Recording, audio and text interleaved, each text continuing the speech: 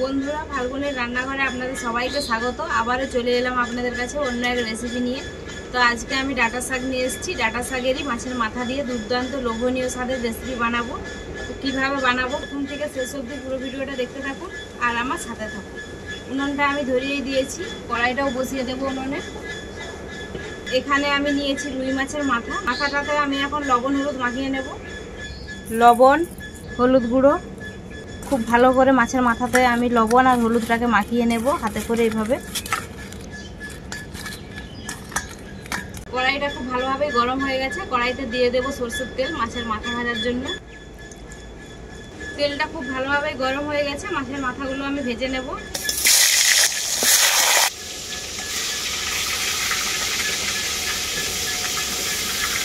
আমি সব মাছের মাথাগুলো একসাথেই ভেজে নেব।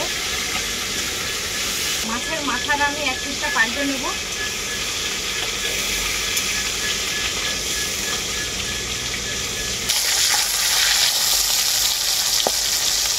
মাছের মাথাগুলো দুটোতে পাল্টে খুব ভালো করে ভেজে নিয়েছি।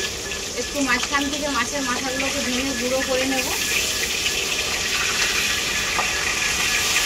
এইভাবে খুন্তি দিয়ে মাছের মাথাগুলোকে ভেঙে নেব আমি।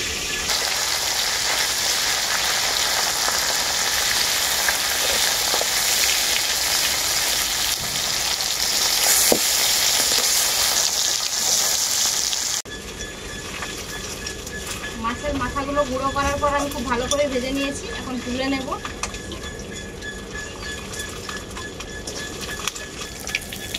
ওই মাছের মাথা ভাজা তেলের মধ্যেই দিয়ে দেবো আরেকটু সরষের তেল। ওই তেলের মধ্যেই দিয়ে দেব তেজপাতা আর জিরে। এরপর আমি এর মধ্যে দিয়ে দেব ডাঁটা শাকের সবজিটা। তো ডাঁটা শাকের সবজির সাথে আমি এখানে নিয়েছি আলু, বেগুন, পটল, কুঁদরি, ঝিঙে একসাথে দিয়ে দেব।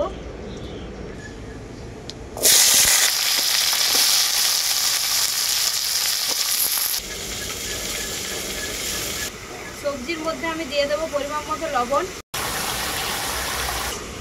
লবণটা দিয়ে খুব ভালো করে নাড়াচাড়া করে নেব সবজিগুলোকে। এরপর আমি ঢাকা দিয়ে সব সবজিগুলোকে একসাথে খুব ভালো করে সেদ্ধ করে নেব। আর সবজিতে কিন্তু আমি জল দেইনি, এমনিতেই সবজি থেকে জল বেরোবে। কিছুক্ষণের মতো হয়ে গেছে, ঢাকাটা খুলে দেখে নেব। সবজি থেকে যে জলটা বেরিয়েছিল জলটা পুরোই শুকনো হয়ে গেছে আর সবজিগুলো খুব সুন্দর ভাজা ভাজা হয়ে গেছে। এখন এর মধ্যে দিয়ে দেবো আদা বাটা।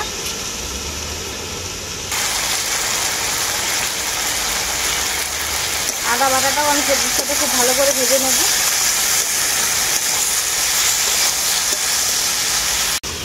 আদা বাটাটা দেওয়ার পর সবজির সাথে আমি খুব ভালো করে ভেজে নিয়েছি। এখন এর মধ্যে কিছু গুঁড়ো মশলা দিয়ে দেবো আমি। অল্প জিরের গুঁড়ো, অল্প করে হলুদের গুঁড়ো আর দেবো অল্প শুকনো লঙ্কার গুঁড়ো।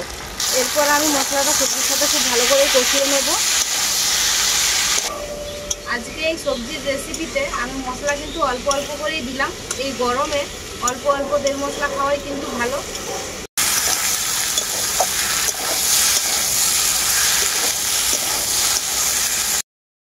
সবজির সাথে মশলাটাকে আমি খুব ভালো করে কষিয়ে নিয়েছি। এখন এর মধ্যে দিয়ে দেবো পরিমাণ মতো জল।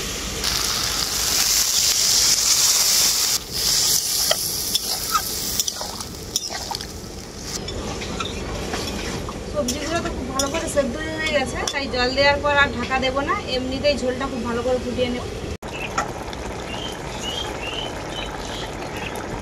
জল দেওয়ার পর ঝোলটা আমি খুব ভালো করে ফুটিয়ে নিয়েছি।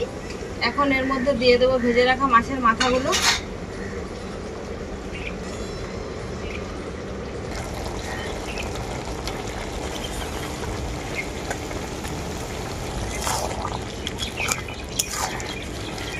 ভেজে রাখা মাছের মাথা দেওয়ার পর সবজিটার সাথে খুব ভালো করে মিশিয়ে নেব এইভাবে।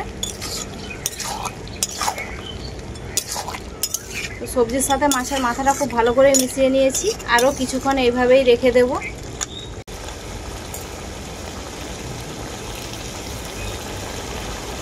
ভেজে রাখা মাছের মাথা দেওয়ার পর সবজিটাকে আমি খুব ভালো করে ফুটিয়ে নিয়েছি। এখন এর মধ্যে দিয়ে দেব স্বাদ মতো চিনি।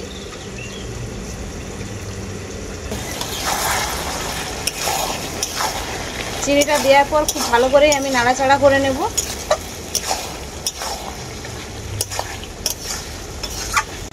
দেওয়ার পর সবজিটাকে আমি খুব ভালো করে নাড়াচাড়া করে নিয়েছি। এখন এই মাছের মাথা দিয়ে ডাঁটা শাকের সবজিটা আমার পুরোপুরিভাবেই রেডি, নামিয়ে নেব।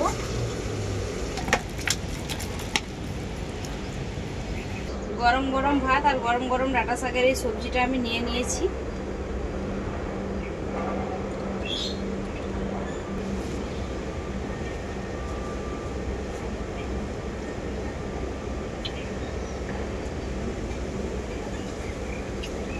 একদম অল্প তেল মশলাতে বানিয়েছি, খেয়ে কিন্তু বোঝাই যাচ্ছে না যে এত কম তেল মশলায় বানিয়েছি, এতটাই স্বাদ হয়েছে।